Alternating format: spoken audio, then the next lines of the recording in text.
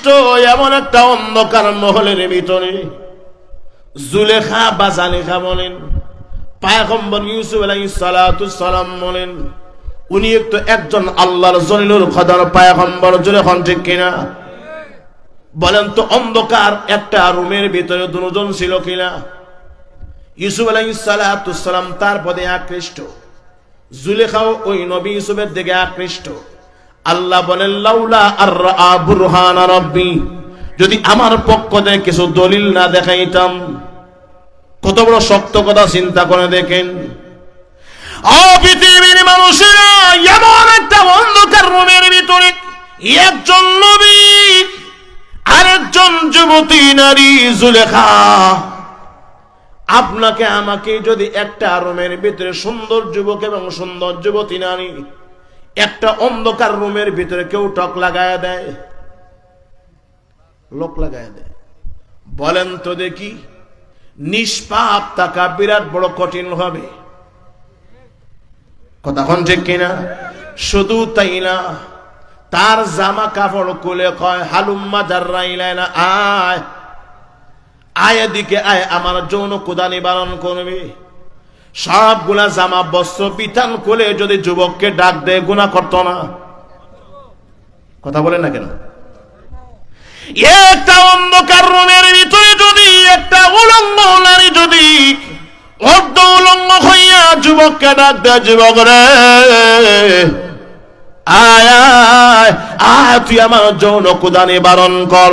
কতজন আল্লাহর ওলি আছেন ওই জায়গায় টিকে থাকতে পারবে, কিন্তু মহান আল্লাহ যাকে চায় তাকে টিকে রাখতে পারবেন, যখন ঠিক কিনা? এই জুলেখা এবং ইউসুফ আলাইহিস সালাতু ওয়াসসালাম অন্ধকার রুমের ভিতরে, 7টা দরওয়াজা সবগুলা লক লাগানো অন্ধকার রুমের ভিতরে। জুলেখা ডাক দে, হালুম্মা জাররাইলানা, আয় আয়, তুই আমার যৌন ক্ষুধা নিবারণ করার জন্য।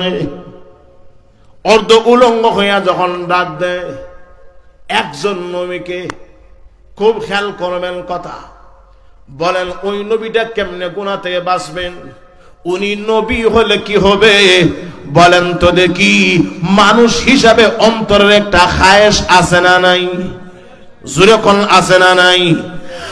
পৃথিবীর মানুষেরা উনি একজন নবী হইয়া কেমন গুনাহ করবে, ওই জায়গার ভিতরে একটু গভীর মনোযোগ দেন।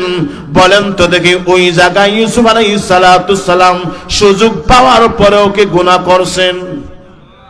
কথা বলেন, করলেন না কেন? সুযোগ তো পাইছেন, কেন করলেন না? ভাইরা আমার, তাফসীরে মাযহারিতে অনেক জবাব আনছেন। আল্লামা কাদি সানাউল্লাহ ফানিবতী রহমাতুল্লাহ আলাইহি এমনি ডাক দেয় না, জুলেখা তার গায়ের উন্না, যে ঘরে মূর্তি ছিল মূর্তির পূজা করত জুলেখা, ওই গায়ের উন্না নিয়া, আর যে মূর্তির পূজা করত, যে মূর্তিকে খুদা মানত, ওই মূর্তির গায়ে উন্না দিয়া ঢাকা রাখছে। ইউসুফ আলাইহিস সালাতু সালাম জিজ্ঞাসা করলেন, ব্যাপার কি, মূর্তিকে ডাকছো কেন? কই না, যার ইবাদত করি, যার পূজা করি, তার সামনে আমি কেমনে গুনাহ করব, এজন্য আমি গায়ের উন্নাটা নিয়ে তার মাথায় ঢাকা রাখছি, সে দেখতো না।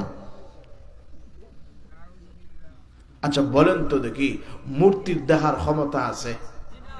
কথা বলেন। মূর্তি গুনাহ থেকে বাঁচাবার ক্ষমতা আছে?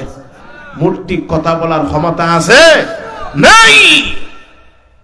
ইউসুফ আলাইহিস সালাতু সালাম বলে, যার বয়ে তুমি আমার সাথে গুনাহ করছো না, ও জুলেখা, তার মাথায় তুমি উন্না ঢেকে রাখছো, একটা উন্নার সিদ্ধ দিয়া যার দেখার ক্ষমতা নাই, সেই খোদার বিশ্বাসী আমি ইউসুফ না। জুরে কন্যা সুবহানাল্লাহ। আমার আল্লাহ এই 7টা দরওয়াজা জানালা লক বিশিষ্ট অন্ধকার রুমের ভিতরে আমার আল্লাহ আমাকে দেখতেছে, আমি স্বয়ং মনিবকে দেখতেছি। না, আরো আসতে কোন সুবহানাল্লাহ।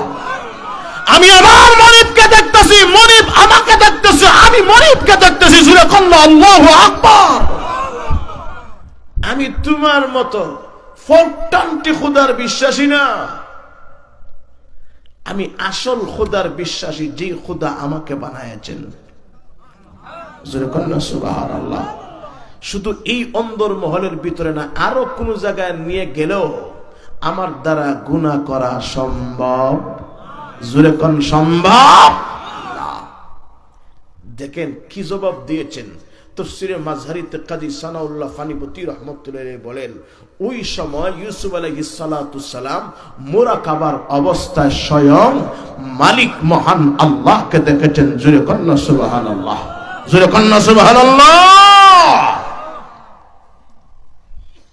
তাহলে চিন্তা করে দেখেন, মহান আল্লাহকে দেখছেন ইউসুফ আলাইহিস সালাতু সালাম, তাহলে বোঝা যায় পয়গম্বররা স্বয়ং মালিক আল্লাহকে দেখতে পায়। জোরে কোন কথা ঠিক কিনা? আর তো যখন কথা ঠিক কিনা গেল, এক প্রসঙ্গে কথা চলে আসে। 2 নাম্বার কারণ হইল যে হঠাৎ করে উপরের দিকে তাকাইছেন, তখন দেখা যায় উপরের দিকে লেখা আছে এমন একটা কালাম, এমন একটা বাক্য, আরবি বাক্য, যে কালাম, যে আরবি বাক্য হইল যে কোরআন শরীফে মহান আল্লাহ এই কথাটা বলছেন। আল্লাহ বলেন, লা তাকরাবুজ জিনা ইন্নাহু কানা ফাহিশাতান ওয়া সাআ সাবিলা। তাকায় দেখে জিনা করা তো দূরের কথা, তার দ্বারে কাছেও যাইও না।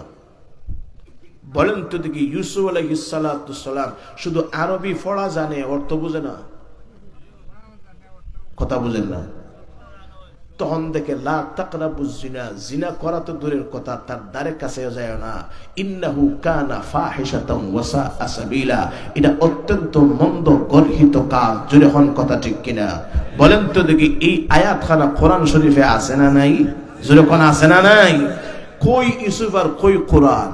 আল্লাহ ওই আয়াতটাকে হেফাজত করে বিশ্বনবী মুহাম্মদুর রাসূলুল্লাহ আখিরি জামানার পয়গম্বরের কোরআন শরীফে মহান আল্লাহ লিপিবদ্ধ করে দিয়েছেন। জোরে কন্না সুবহানাল্লাহ। গেল 2 নাম্বার কারণ। 3 নাম্বার কারণ হলো, হঠাৎ করে ইউসুফ আলাইহিস সালাতু সালাম তাকায় দেখে যে ওই অন্ধকার রুমের ভিতরে তার আব্বা হযরত ইয়াকুব আলাইহিস সালাতু সালাম একটা সিংহাসনে বসা, আর শাহাদত আঙ্গুল মুখে দিয়া আনিয়াব দাঁত, চুকা চুকা দাঁত দিয়া এইভাবে আঙ্গুল কাটে আর হাসে। হাসে হাসে কিছু কয় না। ইউসুফ আলাইহিস সালাতু সালাম তাকায় দেখেন ওনার আব্বা হলো তার সামনে, আর আব্বা হলো তার সামনে, ইউসুফ আলাইহিস সালাতু সালাম তার বাবার সামনে একদম মুখোমুখি। এবার বলেন তো দেখি, আব্বার সামনে ইউসুফ আলাইহিস সালাতু সালাম আব্বাকে দেখে, আব্বাও মাখলুক, ইউসুফও মাখলুক, আব্বাও নবী, ইউসুফও নবী, নবী হইয়া আরেকজন নবীর সামনে, মাখলুক হইয়া আরেকজন মাখলুকের সামনে গুনাহ করতে পারে নাই। তাহলে স্বয়ং মালিক আল্লাহকে যদি নবী দেখেন, মালিকের সামনে এই নবী মাখলুক হইয়া কেমনে গুনাহ করবে? এটা সম্ভব হতে পারে না। জোরে হন কথা ঠিক কিনা? তাহলে সমস্ত নবীরা মুরাকাবা মুশাহাদার অবস্থায় দেখেন কাকে? আর একটু জোরে হন কাকে? এজন্য নবীরা নিষ্পাপ, মাসুম, বেগুনাহ। জোরে কোন সুবহানাল্লাহ। গেল কয় নাম্বার কারণ? 2 নাম্বার কারণ। 3 নাম্বার কারণ হইল, স্বয়ং মুফাসসিরে কেরাম সুন্দর করে উল্লেখ করেন এই কথাটার প্রতি দুর্বল বিশ্বাস, দুর্বলতা যার আছে, উনি বলেন 3 নাম্বার কারণ হইল, যদি এই কথা তুমি মানতে রাজি না হও যে নবীরা আল্লাহকে দেখতে পারে না, কমপক্ষে তুমি এই কথার ধারণা করো, এই কথার ইয়াকিন আর বিশ্বাস করো যে আল্লাহ কিন্তু নবীদেরকে দেখেন। ও যখন ঠিক না? আমাদেরকে দেখেন কে? আল্লাহ। নবীদেরকে দেখেন কে? আল্লাহ। নবীদেরকে হেফাজত করেন আল্লাহ। আল্লাহ বলছেন, লাহু মুআকিবাতুম মিন বাইনি ইয়াদাইহি ওয়া মিন খালফিহি ইয়াহফাজুনাহু মিন আমরিল্লাহ।